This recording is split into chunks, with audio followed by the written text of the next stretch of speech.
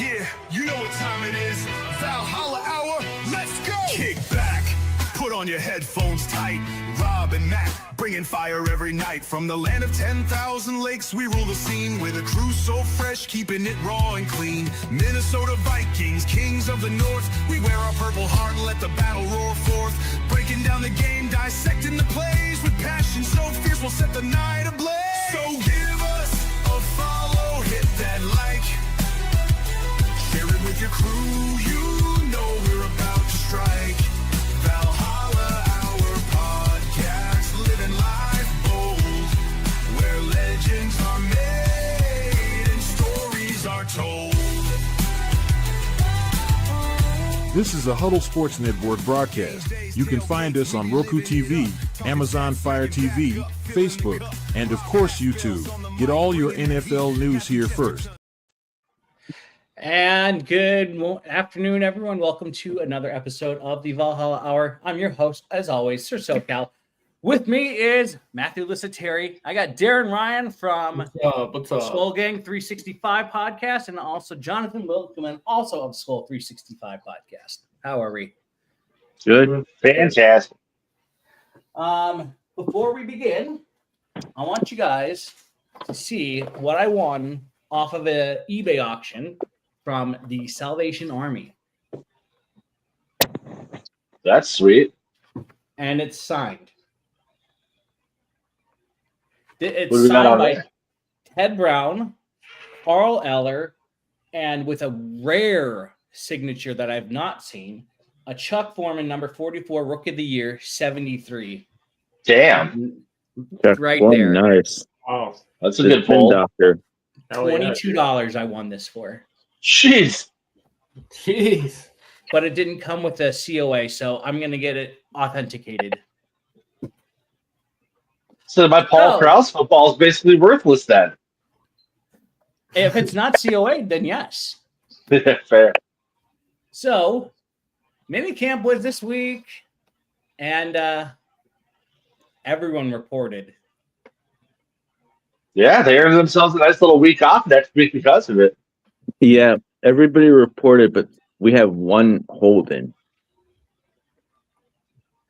We, Winkleman and I were talking about this. There was one person, I think anyone was surprised to see back at minicamp. And it's number 15, Christian Darisaw. Yep. Woo. Oh, My apologies, Luca. I did not believe you. Look at how much honestly, muscle I he think- put on. Actually, you know what? Sorry. That was a picture of Dallas Turner. Look at how much muscle Dallas Turner has put on. Yeah. We were talking about Dallas Turner, not Darisaw, but Yeah, we were also talking about Darisaw and how surprised we were to see him back.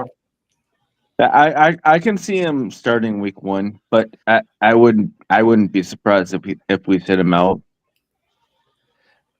I don't think just because of how cautious our coaching staff is, you know what I'm saying, and our medical staff. Yeah, Right.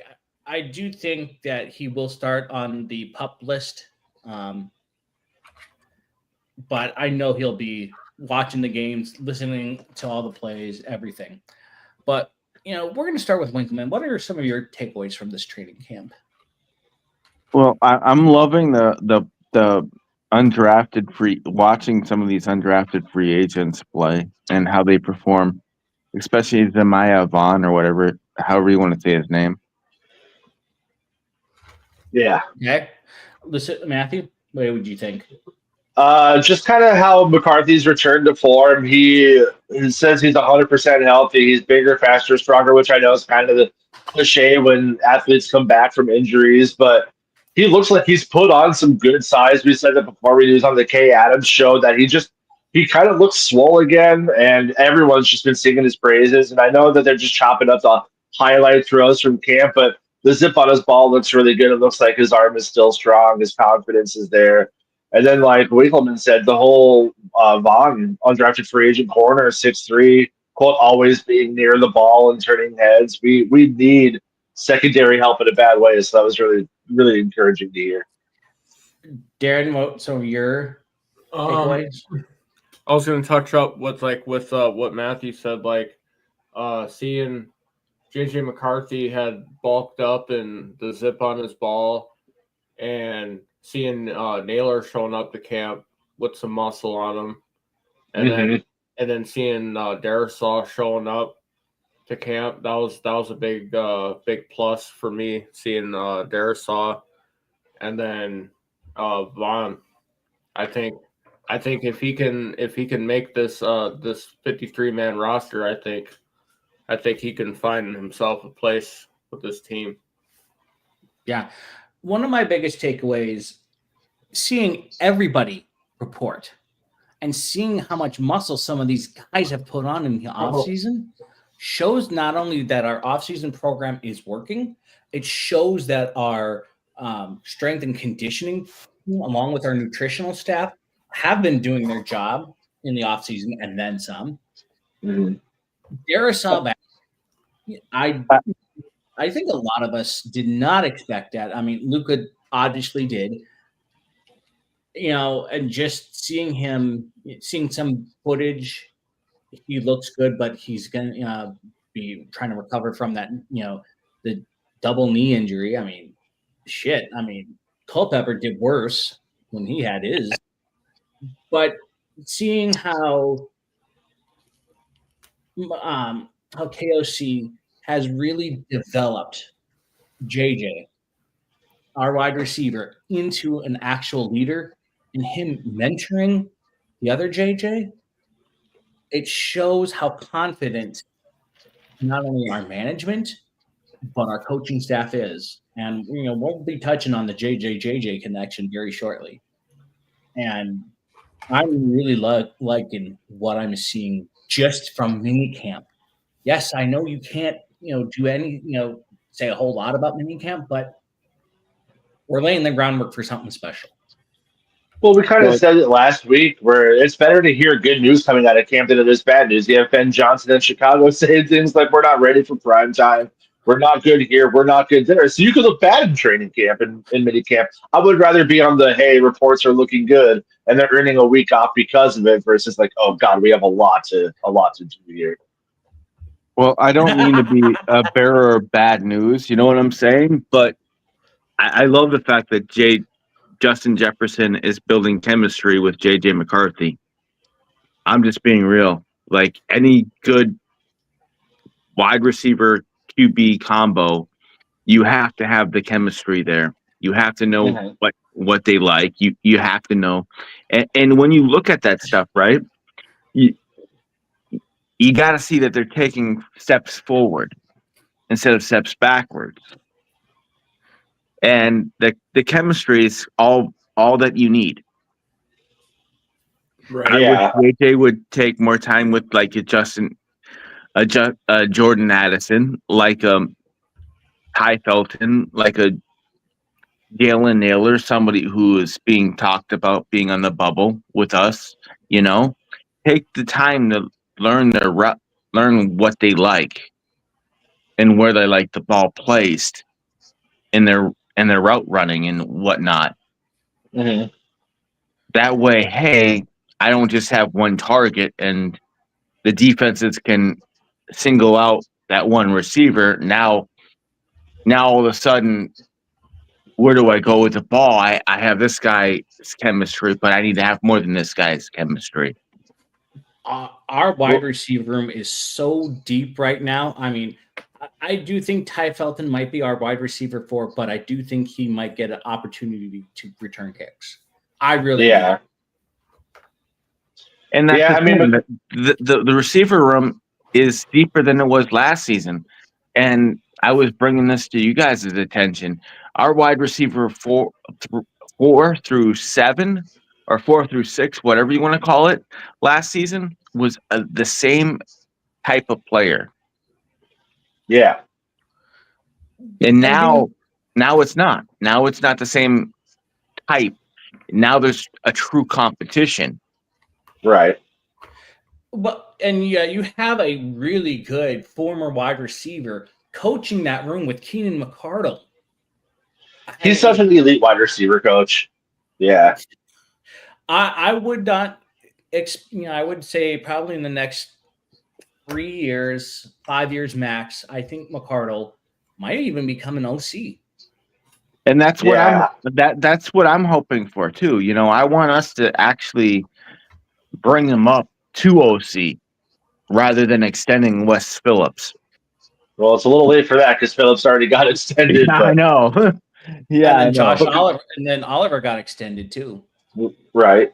But kind of going back to what Winkleman was saying about chemistry with McCarthy and our other receivers, McCarthy did say that he's planning on staying in Minnesota for the summer, but that he does want to meet up with each receiver either as a group thing or maybe individually. But he's like, I want to get throwing time with Addison. I want to get throwing time with Naylor. So he definitely wants to build that chemistry. I think that's pretty obvious. So Oh, so did my one of my friends from VWO and in the Homeland Division. He's asking this: will Naylor step up when Addison serves his 3 game? We don't know if that 3 game is still coming down the pipeline or not.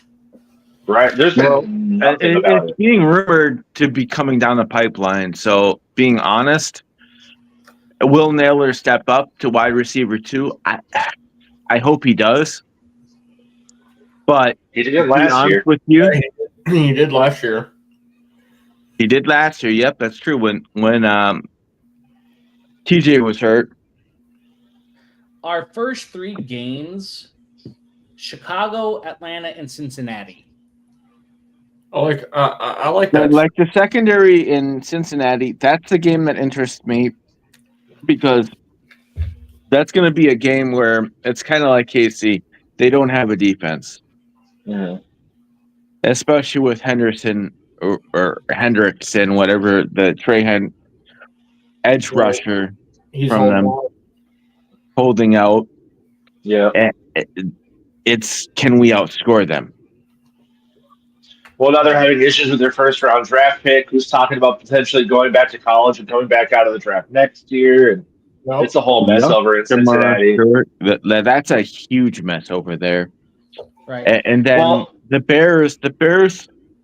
What intrigues me about the Bears, and me and you, Matthew, talked about this before we went live, is Ben Johnson.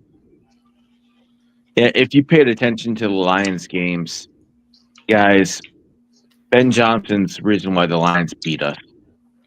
His scheme, the way he coached against Flores, that, in my opinion, that's the whole entire reason why they beat us.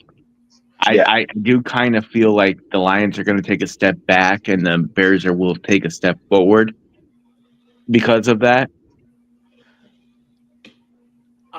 This is what I tend to believe about the Lions. Lion fans, you might hate me for this, but you have 3 critical losses. You lost your OC, you lost your DC, and you lost your best center to retirement at 29 years old. Yeah. And that center was in my opinion, before Ryan Kelly, was the best center in the North. Ragnow was a very strong center. And to lose that tone, that the center, what I've said, and I've seen. I mean, you pay attention to us, right? Bradbury, for example. Mm-hmm.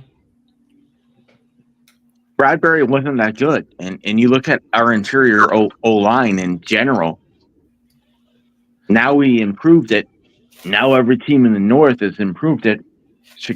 Green Bay's taking a step back in their talent.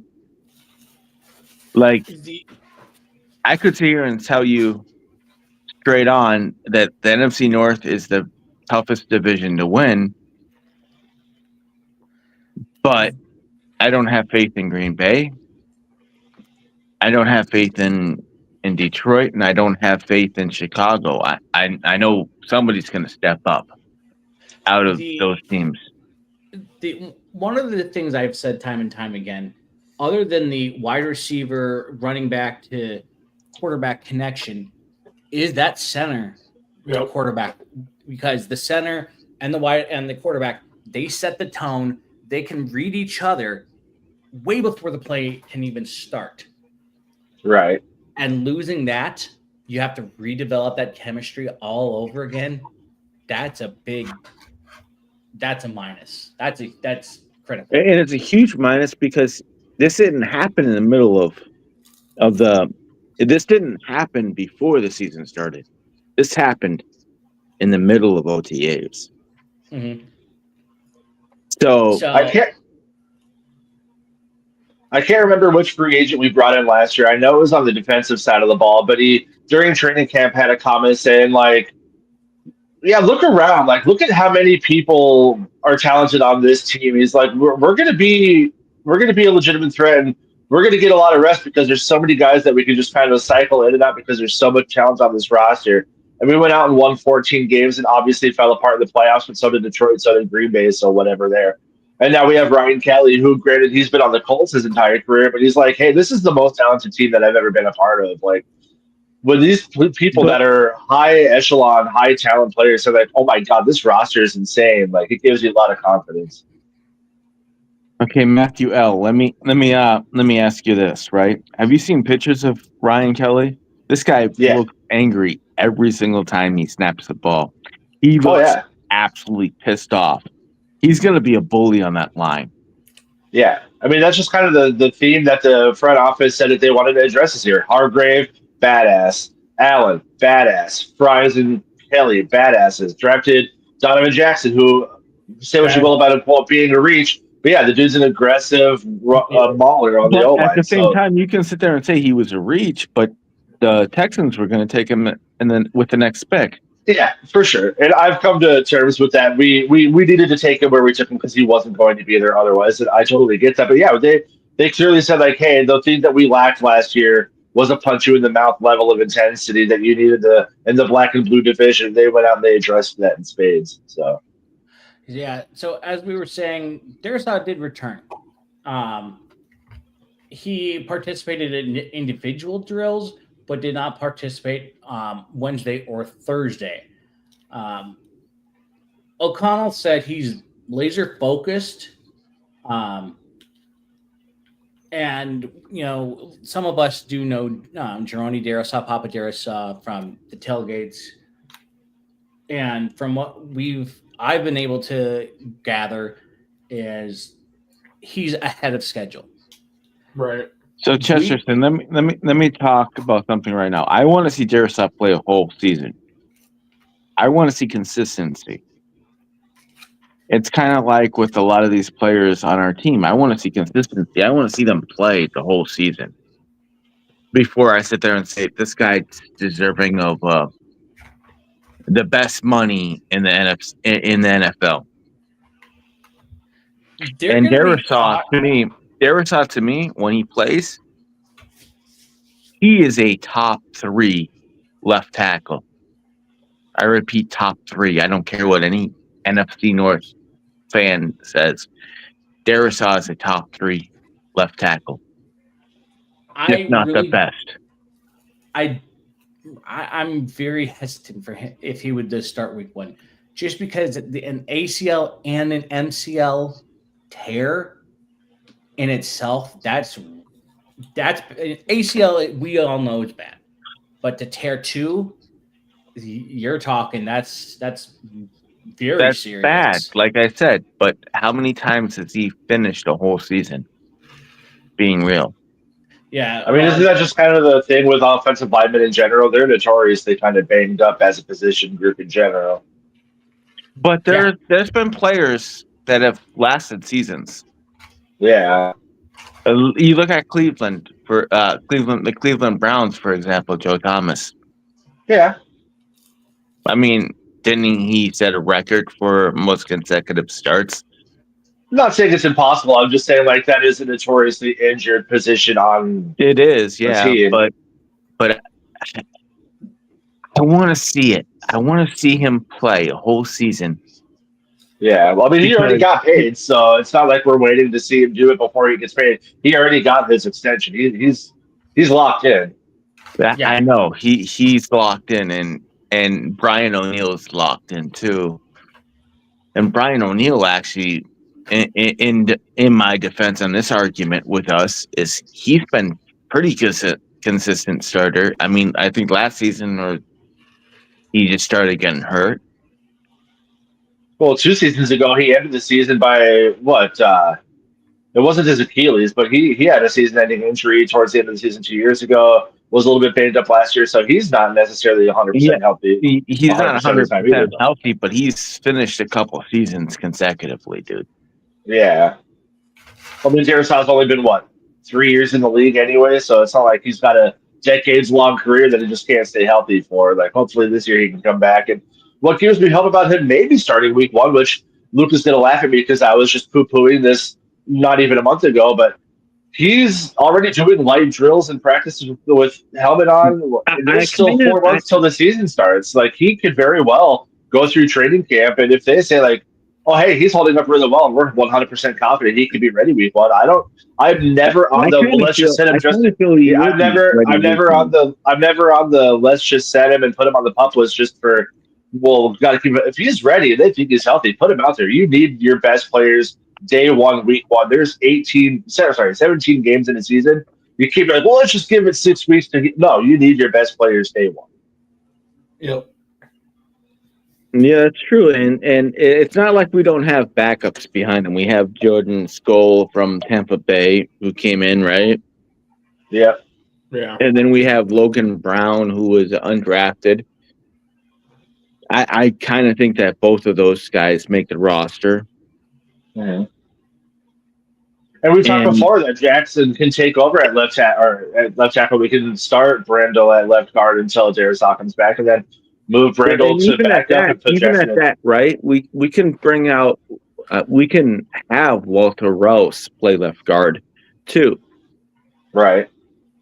Like, that's a name that I want to see something out of this offseason is exactly Rouse.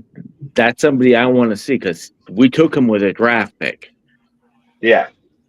And the guy, I saw him on a podcast with this on YouTube, and I'm being real. This guy is super nice, super respectful, and the guy wants to play. Mm-hmm. And to me, put him out there. Let's see what he's got. Maybe he can play right tackle. Maybe he can play right guard. Maybe he can play left guard. This guy said on a podcast, I'll play wherever you need me to play. I just want to play. Yeah. So we're going to move on. So the JJ to JJ connection. So JJ, the wide receiver, has been mentoring JJ, the quarterback. And apparently whatever they're doing, it's working because apparently they're going to be spending some time away from the facility together. I like that. I love Darren, it. Darren, let's start with you. What do you think of that? That it's already developing. What? The JJ to JJ connection. Oh my God. I mean, right now it looks great seeing him being able to zip the ball to him. I mean, if he can do that game day, pads on, pressure in his face. Oh, dude, I'm all for that. I said this before. I don't just want to see JJ to JJ. Right. I want to see JJ to JA. I want to see JJ to Ty. I want to see JJ to Naylor. I want to see JJ to TJ. I want to see JJ to all of them. Right. Mm-hmm. And McCarthy did say that he intends on practicing with all of them this offseason before training camp starts. I know. Yeah. We've already conversated about that. Yep. We got this question that just came in. Year 4 for KOC. Playoffs. Super Bowl. Let's not worry about the playoffs first. Let's just get through training camp first. Yeah. Let's okay. Yeah. I'm only going to pay attention to week 1 and beating the Bears. What were you going to say, Darren? I said, yeah. If we can get through OTAs and training camp, that's fine. But I'm not fucking gonna worry about playoffs right now, broski. But I'm going to say I want to play game to game. I'll worry about that in November, broski. Broski, I want to play game to game. Well, who was it? I I want saw. to worry about. I want to sit here and tell you this flat out. Everybody on this podcast, I want to see us. I want to see us go do good in OTAs, get that chemistry up. I want to see us go through preseason, get our chemistry up. Then week 1 when we play the Bears. I'm sorry, Bears, you're gonna lose. I forget who. Oh, sorry. Go ahead, Matthew. I was saying we're all familiar with this individual, but I'm spacing on his name. But I was conversing with someone on Twitter last week who was saying, if we don't make it to the Super Bowl, is this a bust of a season? And I was like, that's a really insane expectation in the first-year starter. And he's like, well, we had a 14-win season last year with increased quarterback play. There's no reason to assume that we can't at least win a conference championship and get to the Super Bowl. And I was like you guys are saying, like, let's focus on getting to the playoffs before we start talking about having to make it to a Super Bowl. It's kind of like saying we're going from Randall Cunningham to Dante Culpepper. Yep. Jeff George to whoever the other quarterback was. You know? Right. Like, hey, there's gonna be a learning curve here. Like, I'm not expecting us to go to the Super Bowl this season at all. I'm sitting here saying, if we make the playoffs, we'll be lucky. Go ahead, Darren. I think if we can match last year's and come out a little bit more better and actually get a deep playoff run, that's going to show the growth of this team tremendously. But at the same time, Darren, I'm not going to sit there and expect that. Yeah. We have a rookie quarterback. It's not like Darnold, who has been around, and we turned him over. Like, really? Are we really going to expect but also the same thing? But even with that, Darren, let me talk for a second. Even with that, it's not like McCarthy wasn't showing signs of beating Darnold out last offseason. Yeah, there would have been no way he would have done that. No way. But there was conversation about him winning the spot week 6, week 7. Had that happened, we would have not made the playoffs. We would have not gotten to where we were. One thing McCarthy did in one of his pressers, he complimented Jefferson the way he practiced. He said he works his butt off every single practice. That just rubs off on everyone, especially when your best player is giving it his all. The highest player on our roster needs to give it his all, no matter what. Jefferson, he's giving 200%. He's earning also the next contract too.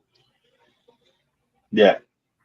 JG's basically the perfect player, man. He's humble. Well, he's not like, hey, make it all about me. He didn't hold out when he wasn't getting paid, even though all he's done is break NFL records. We saw the video of him at that kids camp where he was talking about like, hey, like, you don't got to go out there and be the fastest. You just have to know how to play your position and make your breaks. He's got an elite football mind. Like, Justin Jefferson is the quintessential NFL player that everybody would love to have on their team. And he backs it up because he's the number one receiver in the NFL. We're extremely lucky to have him as a Viking. And one of the things is he's also not had any legal issues, not even in college. Right. Yeah. That's true. He still lives in the same condo. Yep. He works his butt to the bone to make sure I do see when I see him play, when they interview him, whether it be at halftime, on the sidelines, whatever. I see a Super Bowl. I don't see an ego. No. And I also see He, one other he big kind thing of in him. reminds me of. Okay, so he kind of reminds me of Jerry Rice, in a Mhm. way. Now, I wouldn't say Chris Carter because Chris Carter had I know a lot of bartenders that served Chris Carter, and they told me that Chris Carter was not nice Carter outside. had his demons. Yep, Yeah. Yeah. he wasn't the guy, But when he was on the field, and if you look at what he did, I'm being real with you guys. If you look at what he did, look at how many young receivers grew up under Chris Carter's wing. Randy Moss, Mm-hmm. Larry Fitzgerald. And look, I know there's a lot more than that, too. But those are two names that you can sit there and say they grew under him. And look who Justin Jefferson had as his mentor before he left. Adam Thielen. Danny Amendola. Adam Thielen mentored him. And That's true. I mean, we kind of see, whether or not we see Adam Thielen on the field in purple, we still see him. We still see his fingerprints on JJ. Right. And I think that really rubbed off on him. And Jefferson's going to get a gold jacket. He is going to be in Canton someday. Yeah. I think it's already call me great. I think it's already set in stone. Like Chesterton, I told you this before. I really wish we could. I really wish we could bring Keenan McCardell as our OC. It's not like Wes Phillips is truly calling plays for us. It's like KOC's calling the plays. Right. Mm-hmm. I mean, it's Matt Zimmer in the defensive coordinator position, dude. But it'd just be the same thing if McCardle was the OC. I'd rather just keep him as a receiver coach, but someone else is going to bring him in as an OC, if possibly not a head coach eventually. Like, he's not going to be on this roster in 2 years. Or on this coaching staff, And that's what scares me. And I'd rather have Keenan McCardell than Wes Phillips and his DWI charges and his and his questionable off the field stuff, Yes. So then you're pro trading Jordan Addison then. Wes Phillips, our current OC, he is third generation, but everyone knows who his father was, right? Yep. Bum? No, that's his grandpa. Yeah. Grandfather was Bum. Yeah, wait. Grandfather was Bum, and his father was a head coach. Yeah, Wade Phillips, yeah. Wade Phillips. I just love the name Bum Phillips. They're both Bum Phillips. Jim Rome has a rule whenever you call into his show, no bum smack. But yeah, I mean, he's got a very good coaching tree. I mean, also Keenan McCardell, he has actually had NFL playing experience. I don't want Ellison. I want McCardell. Yeah, he was a 2-time Pro Bowler and he won 2 Super Bowls. McCardell did. That's a oof. Yeah. Third generation. Come on, Luca. Yeah, I mean that. Was it Judd Zolgad from Score North had a segment where he was talking about Sam Darnold versus J.J. McCarthy and how Sam Darnold's deep ball was immaculate. He could drop a dime at 60 yards, but his intermediate throws were questionable. Whereas J.J. McCarthy, we know he has a strong arm. It's not like he doesn't have the deep ball Sam Darnold does, but he's fantastic at the intermediate throws. And that's the thing, is the NFL, only 8% of passes on average go over 20 yards. So it's like, well, his ball at 60 yards isn't the greatest. Great. I'd rather him be extremely good as the other 92% of the passes that he's going to make. And so if you're like, well, he's fantastic between 10 and 30 yards, that's all we need. If you're having to chuck it 60 yards, it's because you're behind or because the receiver breaks free and you have a free shot.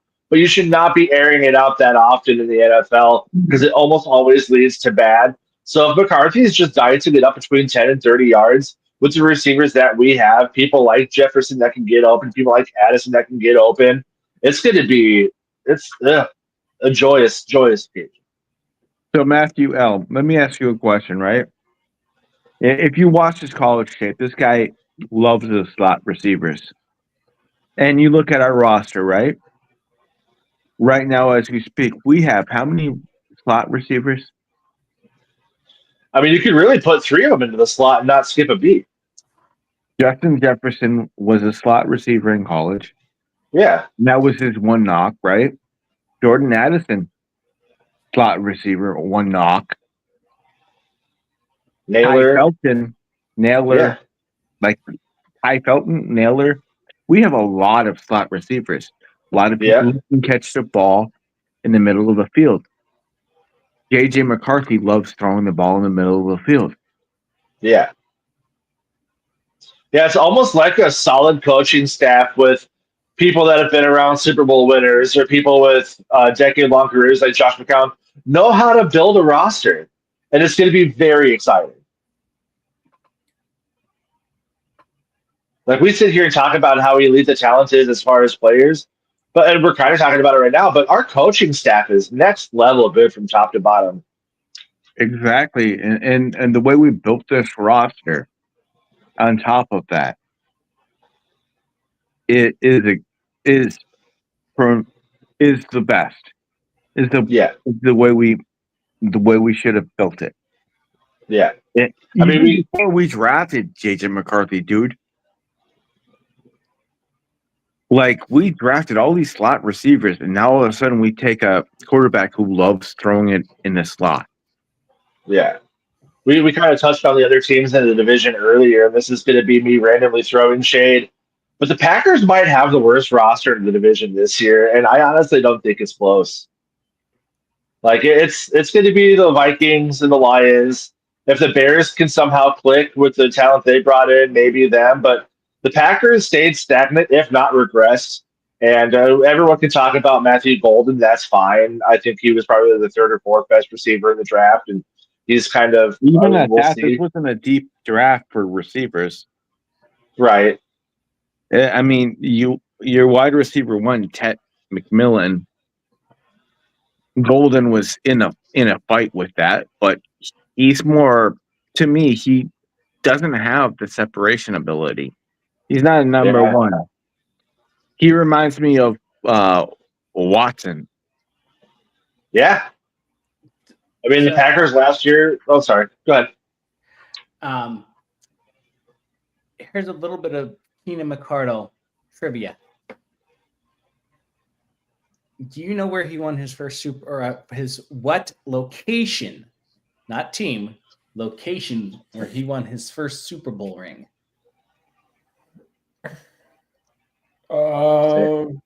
St. Louis. Is it in the NFC or is the AFC team? The hint I'm going to give Tampa Bay. is there is some irony to this. Tampa Bay. The location where he won his first Super Bowl was Super Bowl 26, which was hosted in the great state of Minnesota at the Dome. Was that the? Wait a minute. What the heck? Dome? That was the Commanders and fuck. It was Washington versus Buffalo. Yeah. Chip Lombler was on that team, and I got to hold his Super Bowl ring, and it was the coolest day of my life. McCardle is a receiver that was way before that played receiver way after that, dude. He got drafted in 1991. But he was a Jacksonville. Oh, wait a minute. 1991 to 2007 was his career. Yeah, you're right. 16-year career. He won also another one with Tampa Bay in San Diego. I knew it was Tampa Bay with one of his. He bounced all over the place. He played a couple times with Washington, a couple times with the Browns. And that's what gives me so much hope about Ty Felton is the fact that he was apparently the one that was like, get this guy. You're going to be happy with this guy. And KOC seems really excited about him too. So, Well, Ty Felton and Keenan McCardle shared the Maryland connection because McCardle was the Maryland wide receivers coach. Stephon Diggs 2.0. So wasn't Jay so we have a undrafted from last season. And I want to say his name is J. John Jones. Jeshawan Jones. Yeah, something like that. Yeah, I call him Szechuan Sauce Jones. Yeah, that sounds delicious. But anyway, he's from Maryland too. Like they brought in 2 undrafted free agents last season from Maryland. Yeah. I like that we scout the smaller schools, and like the Packers did it with Jordan Love, where he came out of a division, maybe it was Division 2. I don't know, but Jordan Love. I don't mean to speak ill about Green Bay, but I'm going to be real with everybody here. Green Bay is not that high on Jordan Love anymore. That's the rumors I'm hearing. Green Bay is not that high on Jordan Love anymore. That's crazy talk. They just paid him. Like he hasn't done bad enough. Like what I'm hearing from a lot of Packer fans, and you guys know I troll way too much, is it's just come out this offseason that they don't like him.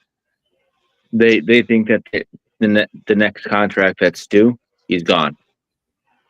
I mean, he could obviously play out of that situation. I think what it is Green Bay has had back-to-back Hall of Fame quarterbacks, and they expected Jordan Love to be number 3, and anything short of a Hall of Fame trajectory, like, why are we wasting our time? This guy's not actively winning Super Bowls. He's not putting up Hall of Fame numbers. He's still a top 7 to top 10 quarterback in the NFL. So if that's how they feel about him, that, well, if he's not a Hall of Famer, then we need to move on to someone that is. That's unrealistic and unnecessary. He's obviously a good quarterback, and he's had next to no talent outside. Jaden Reed's his best receiver. Watson's okay, but he can't stay healthy. Kraft's a good tight end, but they have 1.5 good receivers, and the dude's still making the playoffs, putting up good numbers. They held the same thing to Aaron Rodgers. Aaron Rodgers really never had that talent receiver. And yeah. Well, and I tell this to every Packer fan. Name me one receiver that Aaron Rodgers created outside of them playing for a contract, Deshaun Jones, outside of them getting hurt, Greg Jennings. He never really created anybody. Yeah. If you look at it in the long picture, Jordan Nelson, what did he do after? Right. Mm-hmm. What did these players do after Rodgers left? Well, isn't that kind of showing that Rodgers did create? Oh, yeah, that's the argument you're making, is that Rodgers created those receivers. Like if he created these people, right? If he made them who they were, why didn't they do as good outside of Green Bay? Because Rodgers made them better than they were. Yep, they made them look better. And then Big Ben, you look at Big Ben, right? How many late round draft picks did the Steelers take? Yeah. yeah. 0 in the last 40. Okay, we know. But at the same time, how many of those players played great outside of the Steelers? Yeah. I mean, that kind of, yeah. If you sit here and you tell me, hey, wait a minute, 1 second. These are players. The quarterback's job is to make the players around them better, to lead them to more yards, to lead them to yak. I mean, it also depends on where they go after the fact too. Like Randy Moss went to Oakland, did nothing, and then went to the Patriots and had Yeah, almost a but 30 touchdown season. Randy Moss openly said that he didn't try his hardest in Oakland, dude. Yeah.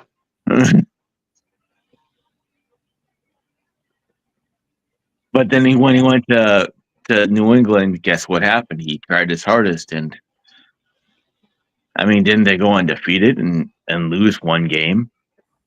Yeah. Yeah. That's the only reason Eli Manning's going to get in the damn Hall of Fame.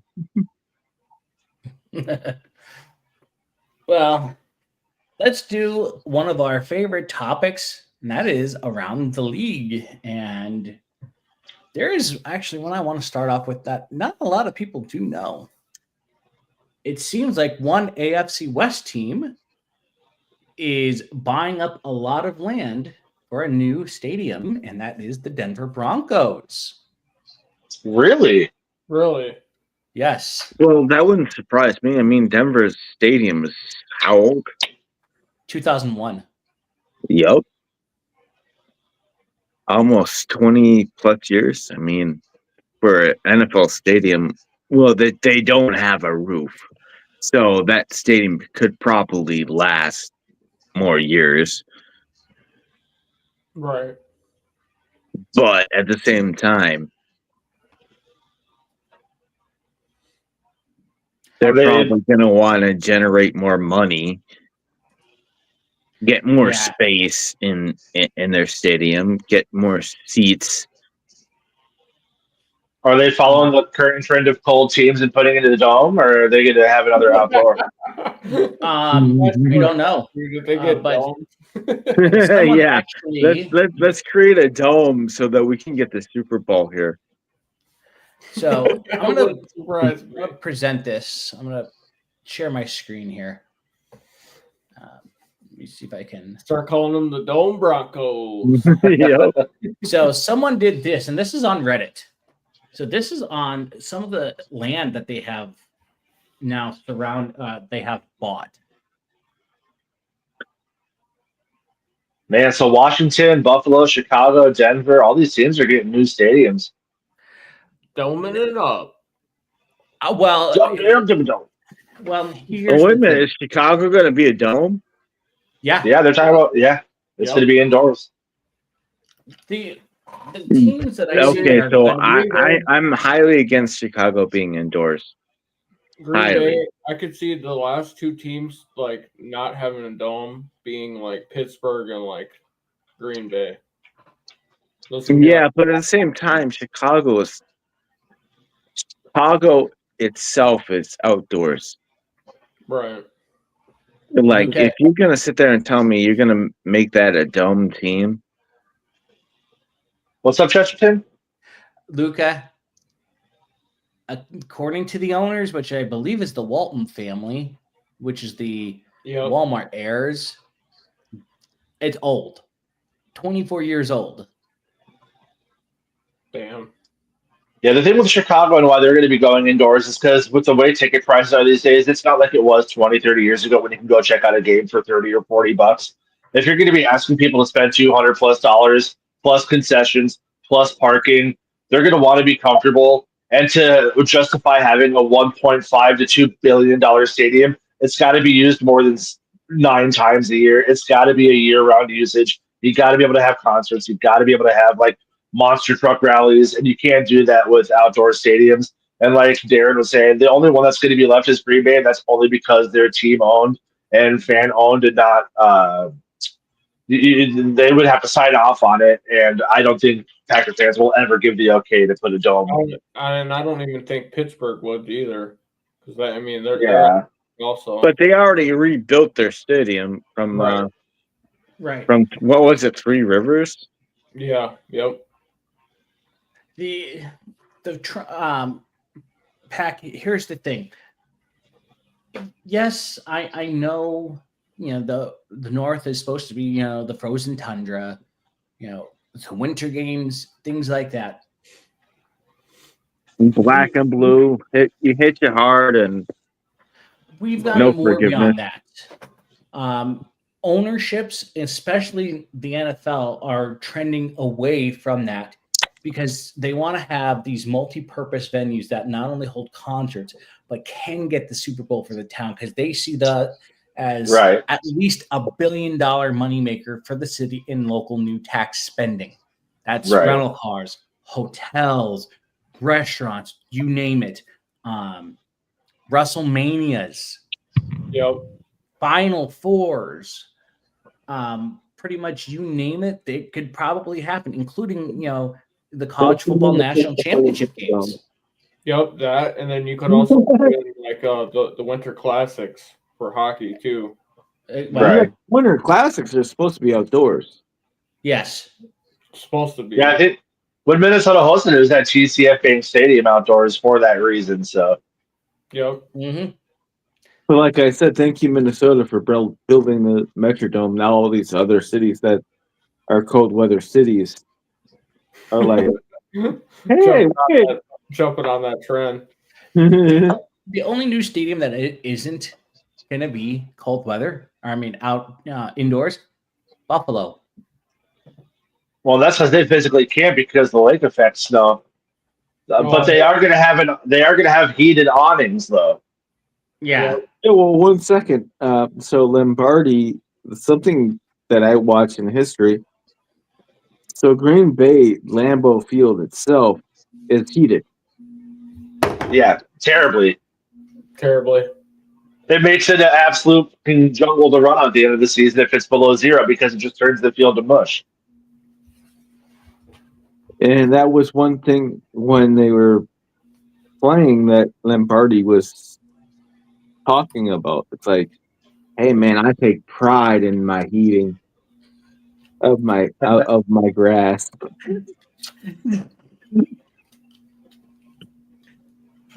Yeah, like that was my excuse for the whole Jer shutdown JJ game was McCardle and the coaching staff and the equipment manager said like, hey, this field sucks.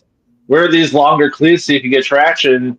And our receivers, which it's on them for saying like no, but they're like, well, these aren't comfortable. We want to wear our normal cleats.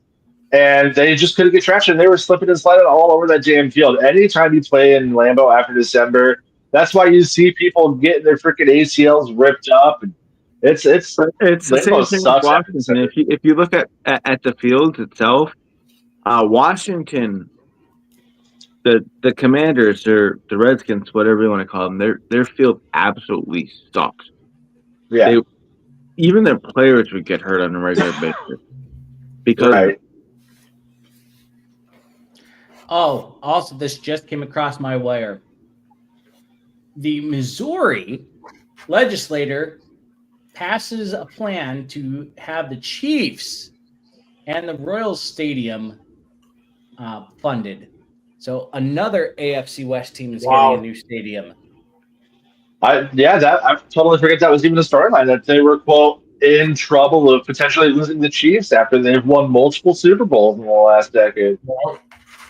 And it sounds like what the plan is to have half of the money for new or improved stadiums for both teams go towards paying for the bonds. Keep Arrowhead and just update it. It's a great stadium. Yeah, just put a roof over it. Honestly. 10 wins over under for the Vikings. Probably push. Hey, I mean, we could always. Yeah, I'm gonna say more. I'm going over. I'm taking the over for some reason. So I'm gonna take the over on 10, but to piggyback off the stadium thing with Kansas City, you should just call it the Aerodome. Yeah, Aerodome. I mean, again, this roster, when healthy, there's no reason why we shouldn't be a double-digit win team. I think 10 is the floor with a healthy roster. Unless McCarthy's an obvious bust and just goes out there and sucks, then obviously it's going to be under. But if he's 80% of who we think he's going to be and what the reports say he's going to be with this defense and it being their, third or fourth year with this coaching staff, putting it all together, this should be bare minimum a 10-win team. Outside of McCarthy, outside of McCarthy, this team's been playing together for a long time. Right. And I look at KOC and how he was with a lot of these quarterbacks that he's taken under his wing and coached, right? I sit there and say, okay, so McCarthy, he can learn. He has a brain, right? He can do the job. Yeah. And Yeah. I also look at the depth at our QB position with Sam Howell behind him, who, in my opinion, dude, we got a lot of young QBs. Our QB room, the oldest person in our QB room is what, 25? I want to say 25. Yeah. Sam Howell. Sam Howell. And Sam Howell had one bad season in Washington, but you look at that roster, dude. Right. We talk about McCarthy would have been the number 1 quarterback in this year's draft. Sam Howell would have been the number 3 quarterback in this year's draft. Yep. Yeah. So, all right, we're going to wrap it up here. Do you guys have any final thoughts before we sign off? Nope. I'm bummed that we have 6 weeks till training camp. Same. I can't wait to see the Vikings actually. Week 1 preseason, week 2, week 3 preseason games. By the way, Well, I can't wait for week 1 of the regular season because we're extending preseason for week 1. So actually, week 1 won't be till week 2. Well, actually, I don't know if that's true, Darren, because you got to think about it. Bears is like another preseason game, bro. Yeah, but Ben Johnson is their head coach. Right. And we had problems with Ben Johnson calling plays in Detroit. I think a lot of that gets slowed down with the fingernail polish now. So, the Chamber of Commerce I am a member of for my business, we are going to be having a Chamber of Commerce Day at training camp. I can't reveal any more information about it, just because I'm going to be signing up to go. So, do I wear my Vikings jersey or do I wear my business attire that day? Both. Jersey over business attire. Yep. Half and half. I probably would be looking like who the hell is this guy? No, you do like a half suit. You cut it in half. You put it on one arm. Then you put your Viking jersey on the other half. Yep. I'll probably just wear my polo and then bring my Vikings jersey. Just buy a Viking polo. Yeah, a Viking polo. That's true. That would make sense. There you go. As Fluffy would say, I'm in size. Damn. I feel that. So until next week, guys, we'll see you. So. Skull.